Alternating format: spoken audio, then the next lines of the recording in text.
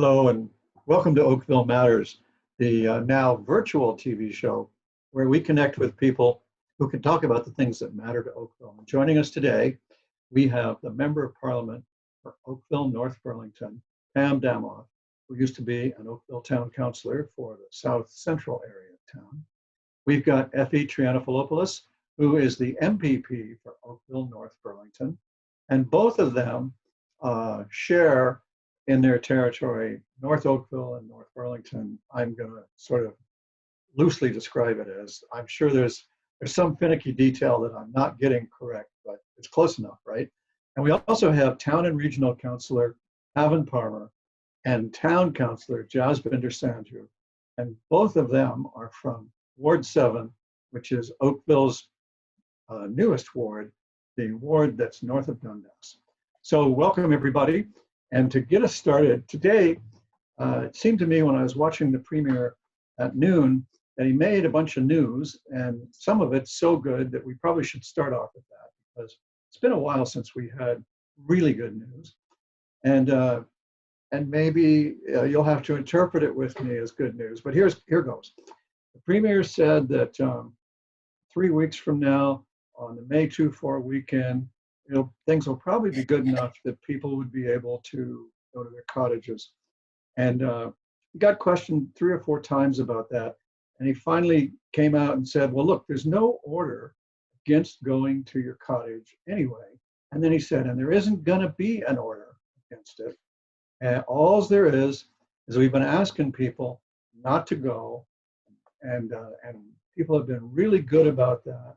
And things are going so well that by the May 2-4 weekend, things should be looking up. So it's a very broad hint. And then one reporter at the end of that series of questions said, well, what about the people who don't have cottages?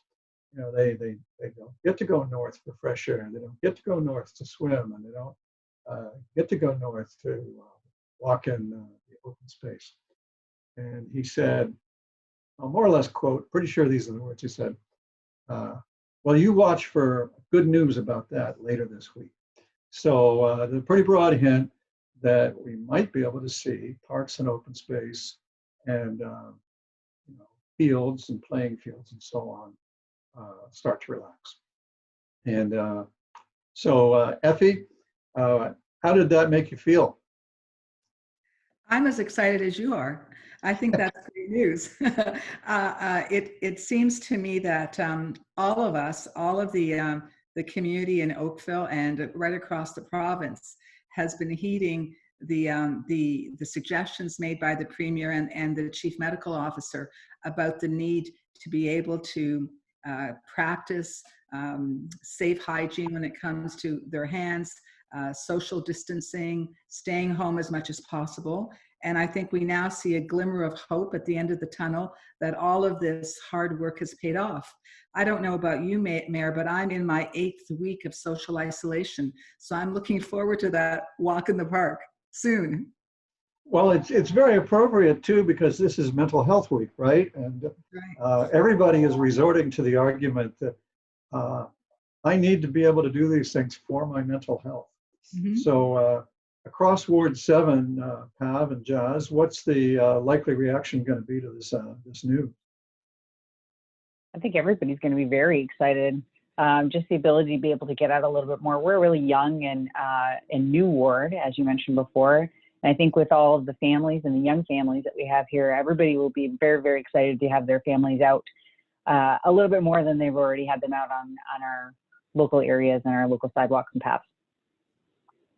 Now, absolutely. I think people have gotten the hang of social distancing. So I know when I go on my walks, my neighbors are kind enough to cross the road, or I cross the road. So this is just good news. And I think that it will definitely be well received. Yeah. Well, Pam, you were always a big proponent of the outdoors, so I imagine you're pretty happy about this too. I am.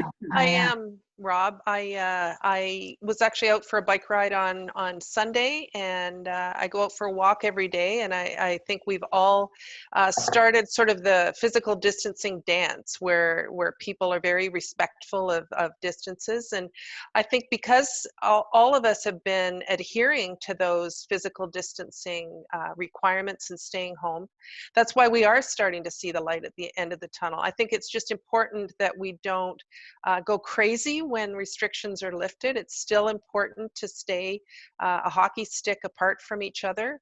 It's still important to follow the advice coming from public health. And I want to give public health a shout out, because you here in Oakville and Halton and across the country have been looking to public health for the advice on this. And I give a shout out to all elected officials in Ontario and locally and federally, where we're taking our guidance from public health and getting advice from them. So yeah, looking forward to getting a little bit more time outside. Yeah, let's give our attention now to the mental health and the physical health, the financial health of our local small businesses. I want to thank Effie and Pam for the hard work that you and your colleagues did to get the commercial rent assistance program going, that we in Oakville and many other communities across the country have been lobbying for. And I want to ask you each to pledge to work hard to solve the 4 remaining problems. And I know that each of these 4 problems, they were recognized, and promises were given that these would be fixed with subsequent moves. But we need the subsequent moves because we're now past the middle of April. People are now even more worried about their May rent, and landlords are, shall I say, not cooperating in every case. And the first thing that's wrong with the program is that landlords must participate. A tenant doesn't have an approach to get into the program. So that's the number one thing we need you and your colleagues to go to bat for this. And the second thing is that we need the ceiling of $50,000 a month is too low, and that was recognized. And a second program with a higher ceiling was promised, and we need that yesterday.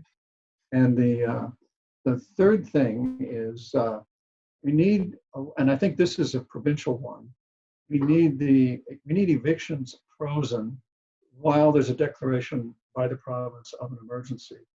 And Effie, you and Stephen are Oakville members of provincial parliament. We need to look to you, I think, for that relief for our businesses. And then finally, Pam, thank you for reminding me what the fourth thing, which I was asked to ask you guys about. I'd forgotten what it was, but you knew right off. It was the requirement that the landlord have a mortgage in order to participate. And do you have any sign of good news maybe coming on that front that you can talk about? You're directing that to me, I think, Rob, are you? Yes, I am. Okay. Because this is a federal one.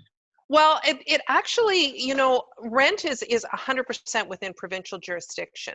But what we have done is worked with the province, and kudos to the province of Ontario for working so well with us to provide the framework for administering the commercial rent program, but we're also providing funding for it. So the Premier has acknowledged that without federal financial support, but rent falls 100% within provincial jurisdiction. On Right, the mortgages, I only meant that the CMHC mortgage wrinkle is a federal wrinkle. Okay. And it was thrilling to me on behalf of our businesses to hear that you recognize that. Well, I'm just trying to see how much of a promise you'll make to work to fix that. Well, the finance minister made a promise last week that recognizing that not all landlords have a mortgage on their property. And so there will be a vehicle. It will not be able to be through CMHC, is my understanding, but there will be a vehicle for landlords who do not have a mortgage on their property to be able to participate in the program.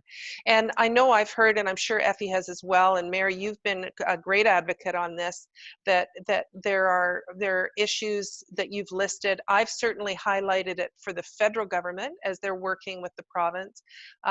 Effie and I have also chatted about this, that, you know, working together, we need to fill these holes. But I also think it's important to remember that the government, all levels of government, are coming up with programs right now in a matter of weeks that would normally take years to develop.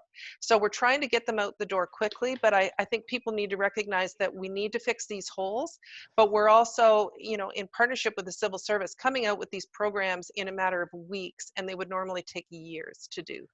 You're echoing something that the Premier said today that was very, very on point.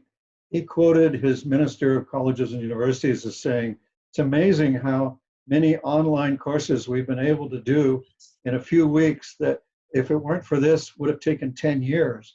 So there's something about everybody agreeing to focus on a problem and try to solve it that's really kind of nice to be part of, if the problem itself is not so nice to be part of. Yeah. While we're busy begging money, I want to put in a special plea that both of you work together and you know, reach out to your colleagues in Halton. We, at the municipal level, just the 4 local municipal level, we're probably losing $60 million projected to the 1st of July. You know, so from mid-March to the 1st of July, $60 million of revenue that we'll never collect from the fees that we can't go back and charge fees for services you're not delivering. So, I mean, a big example of that is transit. We can't collect fares because of the need to protect the drivers and Presto machines next to the driver and all these complicated little features. But the result is that look at our recreation programs. There's just a giant need. The Federation of Canadian Municipalities has put together a package proposal as a, you know, step 1 to get us to July 1st of $10 billion. And every day when the Prime Minister and the Premier come out to talk about what they're going to do to solve problems next, I keep praying and getting disappointed because it's never the municipalities. So just, I mean, I know you can't say that anything's going to happen, but just promise us and the residents of Halton and Oakville that you're working on it, that when you get asked, you're supporting it. Rob, I've already written a letter about transit in support of additional funding. I've spoken to the parliamentary secretary for infrastructure, looking at the need for funding to flow through there to municipalities, which would serve 2 purposes. One, it would get people working, but it would also provide some funds to you. You're facing a serious and unprecedented cash crunch right now with no revenues, deferred taxes, and not knowing when you're going to come out of that. So, you know, I used to sit around that table with you on town council, and I know only too well the need for funding to be flowing into the town and into the region. So absolutely, I've already been advocating for it, and please, you know, continue to send me the requests. I've seen the ones from FCM, but please know that when you reach out to me, I'm following up on it, and I fully support funding for municipalities to see them through this. That's great. And I know that, but I know that our viewers would like to know it, and this get a chance for you to reassure them in person. Effie, your turn.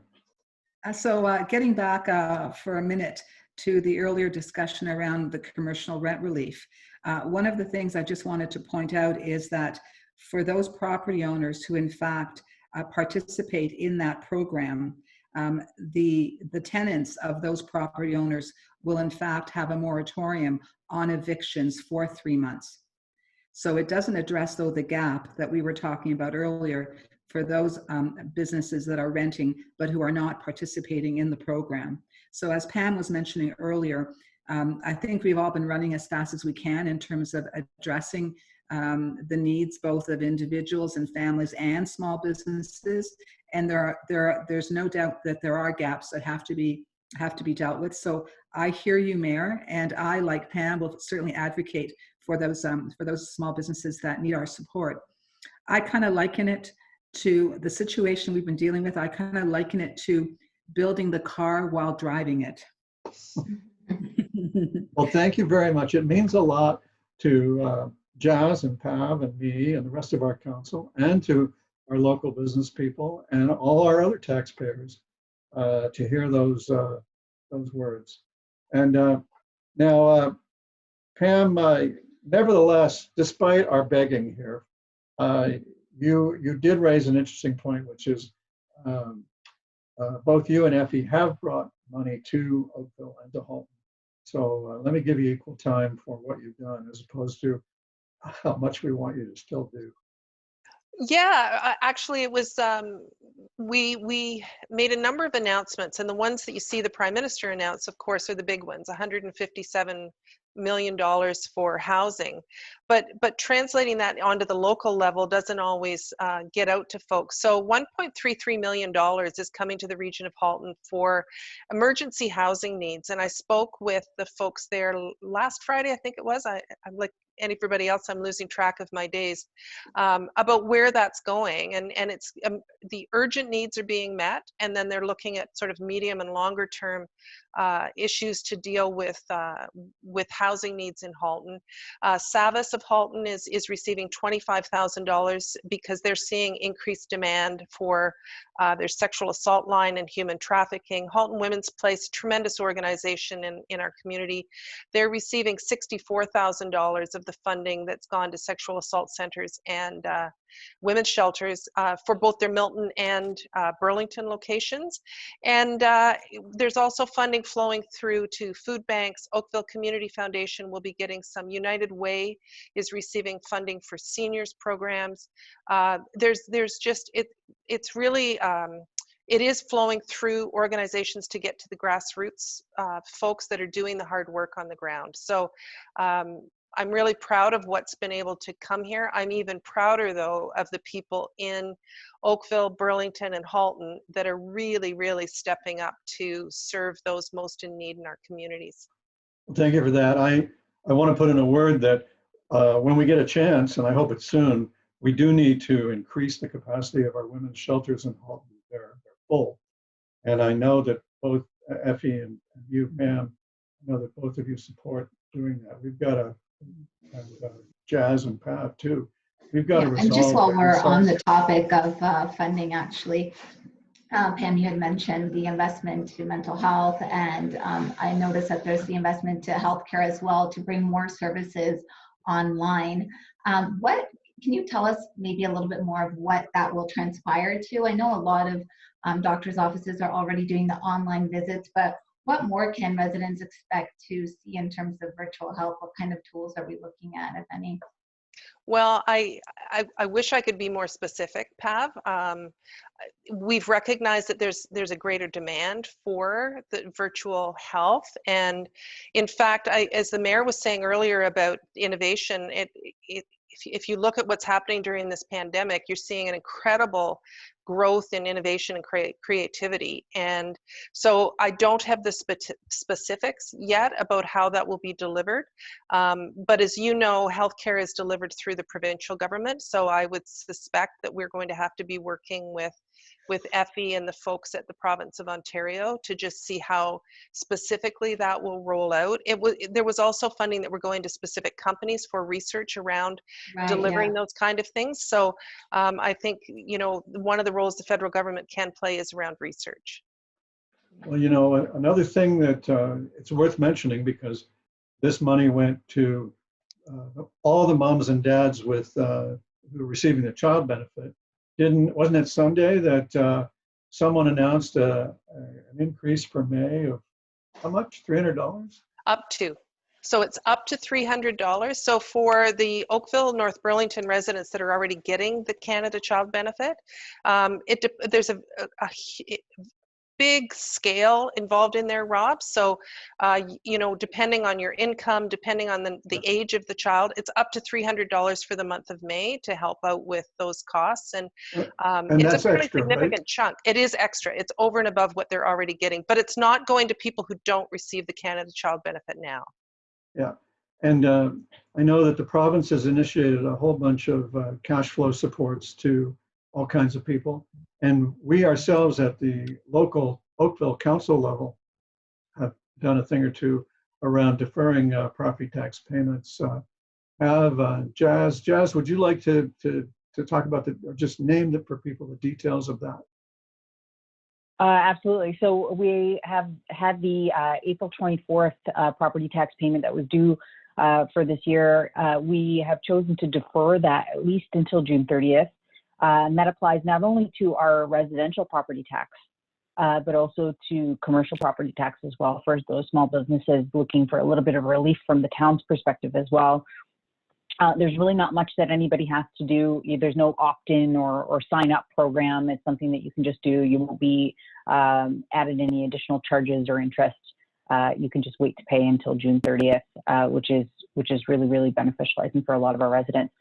Actually, Mayor Burton, if I may, while we're on the topic of children and families, I was hoping that I could pick our provincial representative's brain really quickly about the North Oakville School. I know good we've idea. had a lot of. Go right at it. I know both Councillor Farmer and I have gotten a number of questions and requests for understanding about what the progress is on the new Northeast 2 school that has actually been renamed for the Good Doctor here in North Oakville. Can you give us a little bit of an update, Effie, on how that progress is going to be continuing over the next little bit? So thanks, Jazz. This is kind of a lob to me. I really appreciate the question. So as you know, before the COVID crisis, the construction on the school was going very, very well. And it's planned that it will in fact be open this fall, 2020. Despite the fact that there were a number of categories of businesses where the emergency order indicated that a number of businesses were not essential services and therefore had to close down. When it came to construction, dealing with schools and municipal works and that kind of thing, those essential services were allowed to continue. So I'm very optimistic that we're really on track to open for the fall 2020. Now, I would also, sorry, go ahead. Both Jazz and Pavan know, Ward 7 is such a growing community. Many new young families have moved in, and in fact, our educational needs are even greater than the one Northeast Oakville school that's coming in.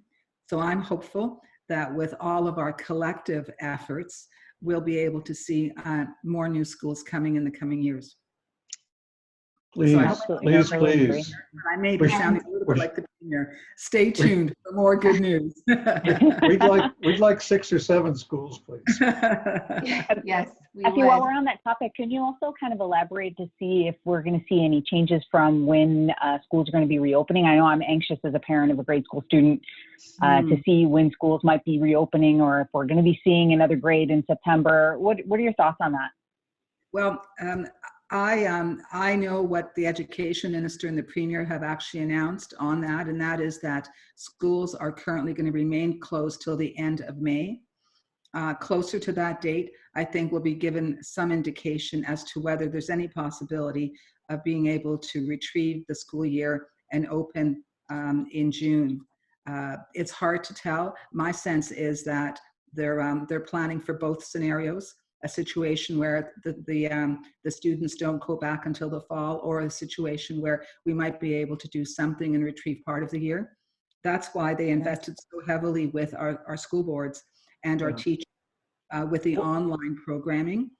It's really important, it's really important that we ensure that those students who are close to graduating are going to be given all of the support they need in order for them to graduate this year. And I think a lot of investment and time will be spent to ensure that happens. Yeah, it's a It's a very fraught topic if you consider how well Quebec's reopening of school has gone. So there's an object lesson there for us. And I think just while we're on that note, I know some other provinces, if you're considering sending kids back to school kind of in staggering phases, so 10 kids a day, every other day, is that on the table too for considerations here in Ontario? What I think I can offer there is that it seems to me that all the provinces, obviously in addition to the federal government, who's been such an incredible partner throughout this crisis, but all the provinces have very much been communicating and learning from each other. And I think that there may be some learnings to be had from what some of the other provinces may do. Comparably, I think Quebec is probably the closest to us geographically, but also in terms of population. I think it's probably easier in some of the other provinces to perhaps move a little bit more quickly. With us, I think that it's also a function of just a very large geographic province, but also a very large population. So I think that we have to be a bit more measured and cautious. The concern I think the Premier has, and actually we all share, is that we don't move backwards. That as we're carefully going forward and seeing some progress and planking the curve, that we don't have some spikes in a few weeks that then cause us to basically lose all the ground that we've made. Okay, well, we've got 1 minute left, and in that minute, let's touch on the need for testing. The Premier today made some news and maybe some waves when he got asked how come there isn't more testing. He kind of put the responsibility on the medical officers of health in the 34 different medical health district setup that we have. We have 34 different health districts around the province. And he said, I honestly don't know why some of them are hitting it out of the park, he said, and they're doing all the testing that you could want. And then 17 of them need to pull up their socks and just do it. And I know that here in Halton, I get a lot of complaints that it's hard to get a test, and that if you go and you're presenting with symptoms, you still get pushback from getting a test. And when I chase that down, what the regional officials tell me is that, well, it's up to the province and they haven't allowed us or funded us or whatever.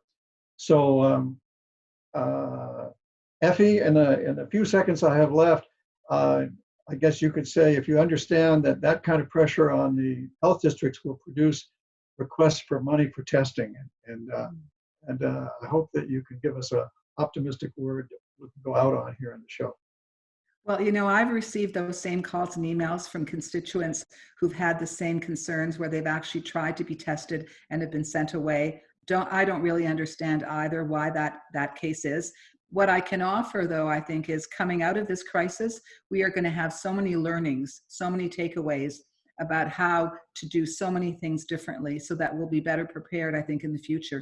Pam, you may have some words of wisdom here to offer as well. Well, we'll get her any additional words of wisdom we'll get from all of you at another session. We've just run out of time. I want to thank you for joining us, and I hope that what we've chatted about today has been helpful to you, and that together we can continue to make Oakville the best place in Canada to live. Bye-bye.